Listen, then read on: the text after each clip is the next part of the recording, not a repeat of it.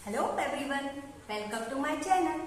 आज मैं ये सोच रही थी कि ऐसा कौन सा टॉपिक लिया जाए जिससे कि हमारे इंटेलेक्चुअल डिसेबल्ड बच्चों की हेल्प हो सके, उनके पेरेंट्स की हेल्प हो सके, वो जान सके कि आखिर ये है क्या, आखिर क्यों एक विकार हमारे बच्चे में पैदा हुई। बहुत सारे क्या होता है कि हम पहले अनजाने में कोई चीज जानते नहीं है, उसके कारण हम ये सोचते हैं कि ये हमारे पुराने जन्मों का, पूर्व जन्मों का पाप है, जिसके कारण हम ये सोचते हैं कि अब इसका कुछ नहीं हो सकता है, इसको हम घर में कैद कर लेते हैं और बस बाहर जाना आना बंद। फिर दूसरा तरीका, ऐसे लोग भी सोचते हैं कि शायद ये जो बुद्धि लब्धि है ये बढ़ जाए, तो उसके लिए डॉक्टरों के चक्कर लगाते हैं और डॉक्टरों में आए दिन पैसे वेस्ट करते रहते हैं। उसके बाद कई लोग ये सोचते हैं कि कोई जादू टोना टुटका होए, कोई झाड़ फूक होए। जैसे कि हमारे हम एग्जाम्पल देते हैं सेरेब्रल पाल्सी बच्चे की। अगर सेरेब्रल पाल्सी बच्चे की बात करें तो कई बार उन बच्चों को फिट आता है, तो फिट के चक्कर में पता चला कि बहुत सारे लोग ये भी करते हैं कि उन बच्चों को जूता सुंघा दो तो फिट हो जाएगा। वो वास्तविक कंडीशन नहीं जानना चाहते हैं या जानते नहीं है कि बच्चे को वास्तविकता में हो क्या रहा है, ऐसे कौन से कारण है, ऐसा क्या बात है जिसके कारण उस बच्चे को क्षमता में कमी हो रही है। जब हम सामान्य बच्चों को देखते हैं तो कहते हैं कि धीरे धीरे शायद हमारे बच्चे का विकास हो जाएगा, फिर उसके बाद हम दुनिया भर के अपने पैसे वेस्ट करते रहते हैं। तो आज मैं आपके लिए आई हूँ एक ऐसा वीडियो, एक ऐसी कारण जिसके कारण हम अपने इंटेलेक्चुअल डिसेबल्ड बच्चे की यानी कि मानसिक मंद बच्चे की सहायता कर सके, उसका हम रीजन जान सके कि वास्तविकता में होता क्या है, ये क्यों हो रहा है। ठीक है, जब हम धीरे धीरे धीरे आगे बढ़ते जाएंगे तो हमें पता चल जाएगा कि वास्तविकता में ये क्या चीज है। तो आज मैं यही कारण लाई हूँ कि मेंटल रिटार्डेशन।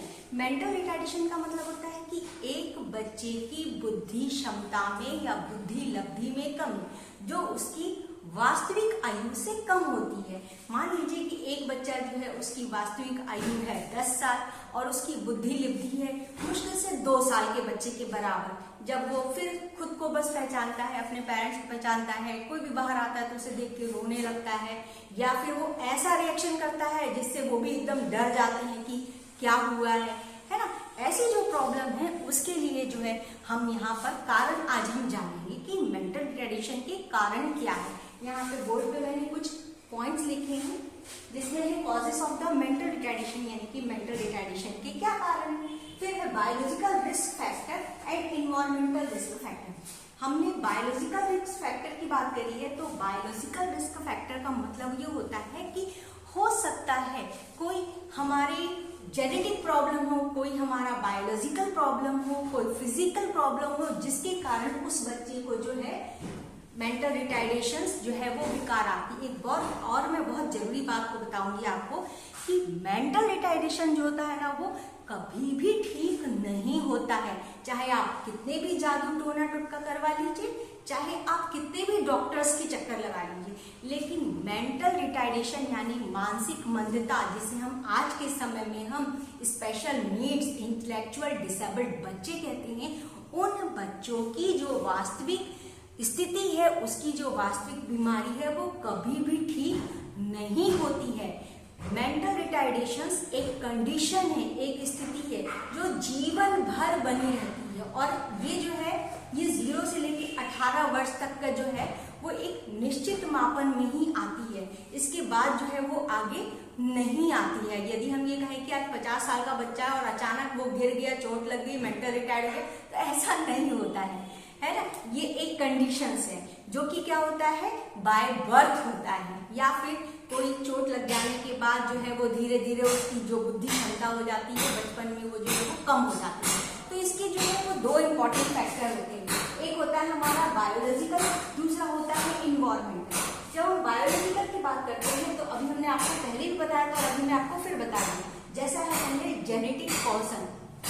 जैसे हमारे परिवार में मेरे मतलब हम जो एक बालक होता है उसके मम्मी पापा के परिवार में या पापा के परिवार में या माँ के परिवार में यदि कोई क्रोमोसोम्स गड़बड़ी होती है तो उसके कारण डाउन सिंड्रोम बच्चा पैदा होता है।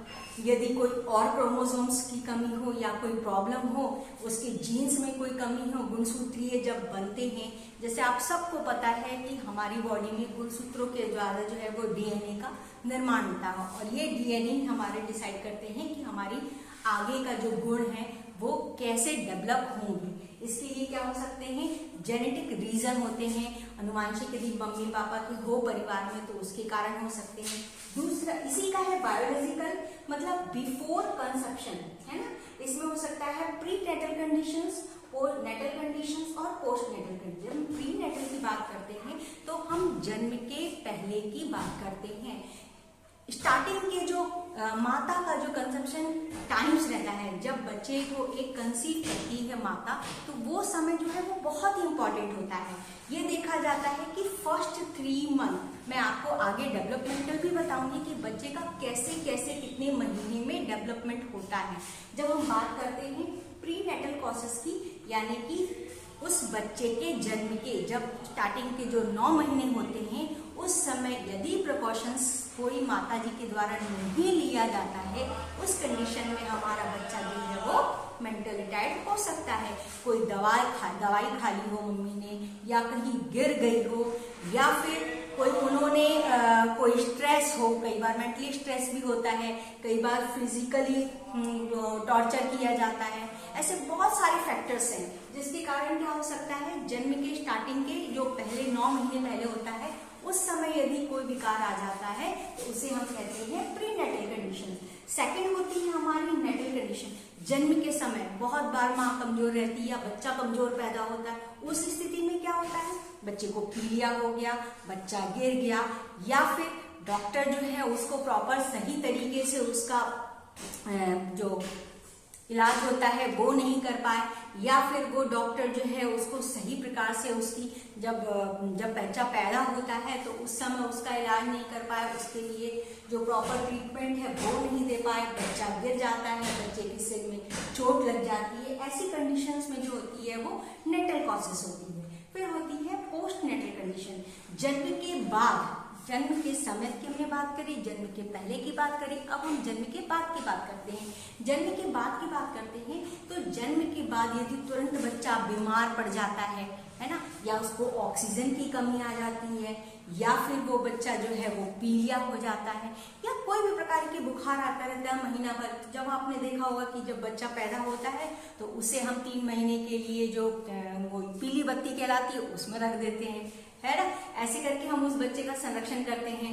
डॉक्टर्स कहते हैं आपके बच्चे को जो है वो धूप दिखाइए। ऐसे करके बहुत सारी कंडीशंस होती है। उस कंडीशन में क्या होता है, पोस्टनेटल कंडीशंस में इस बच्चे का रख रखाव या देखभाल जो है वो स्टार्टिंग के पीरियड में नहीं कर पाए जाने के कारण जो ये विकार उत्पन्न होता है। फिर नेक्स्ट है हमारा इन्वायरमेंटल साइकोलॉजिकल कॉज। जब हम साइकोलॉजिकल कॉजेस की बात करते हैं तो साइकोलॉजिकल क्या, यदि उस माँ को जन्म के पहले, जन्म के समय, जन्म के पश्चात कोई भी अगर मानव वैज्ञानिक जो हमारा स्ट्रेस है, जो हम काम करते हैं, हमारे या तो मेंटली स्ट्रेस के कारण हो जाता है जब हम जॉब ज़्यादा करते हैं, या फिर जॉब के कारण हम अपने बच्चे को और खुद को खान पान का हर चीज़ का हम ध्यान नहीं रख पाते हैं, या फिर घर में कोई जो पेरेंट्स हैं उनके बीच में कुछ भी लड़ाई झगड़ा होता है, या फिर बच्चों के जो जितने भी माताएं रहती हैं उनको कोई काम का स्ट्रेस रहता है, या फिर घर में कोई उसको फिजिकली